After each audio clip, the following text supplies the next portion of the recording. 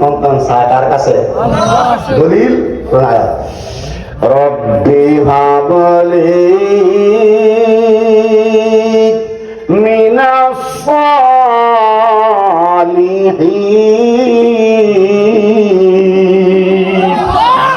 দোয়াটা পড়েন না, রব্বি হাবলি মিনাস সালিহিন।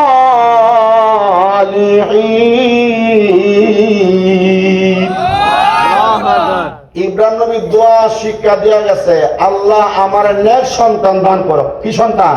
নেক সন্তান। আমরা তো দোয়া করি আল্লাহ আমার ছেড়ে দাও না, দোয়া করতে হবে রব্বি হাবলি মিনাস, আল্লাহ আমার নেক সন্তান দান করুন।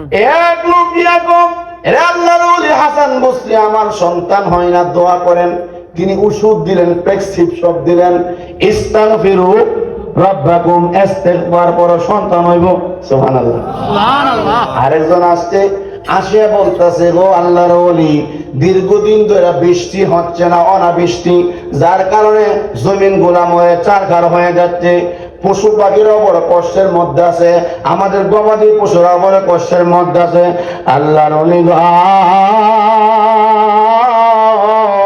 একটা আমল দেন না। আল্লাহর ওলি হাসান বসরি রাহমাতুল্লাহ আলাইহি তিনি আমল দিলেন, ইস্তাগফিরু রাব্বাকুম ইন্নাহু কানা গাফফারা। ও মিয়া যাও, ইস্তিগফার করো, তওবা করো, কান্নাকাটি করো, আল্লাহর কাছে চাও, আল্লাহ তোমাদের দুটি চাওয়া কবুল করবে। আল্লাহ আসমান থেকে বৃষ্টি। আরেকজন আসছে, আসিয়া বলতেছে, হুজুর তো দোয়া করেন ফসল যেন হয়, আমল দেন, ইস্তেগফার করো। তিনজন লোক তিনটা সমস্যা রয়েছে, তিনটা সমস্যার জন্য একটা আমল দিচ্ছেন। এই আমলটা কি? ইস্তেগফার। তোর বাবারা কোন আমলটা কি? ইস্তেগফার। ইস্তেগফার। তখন উপস্থিত একজন লোক বলল, ওগো আল্লাহর ওলি, তিনজন লোক তিনটা সমস্যা রয়েছে, আপনি যদি তিনজনকে একটাই আমল দিচ্ছেন, কারণ কি?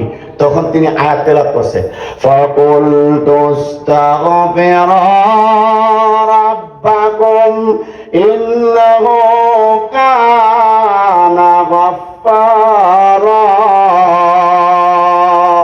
ইউরসিলিস সামাআ আলাইকুম মিদরারা।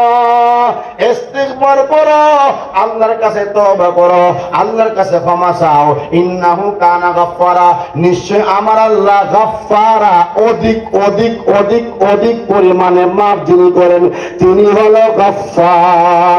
আল্লাহু আকবার। এরপরে ইস্তিগফার করো।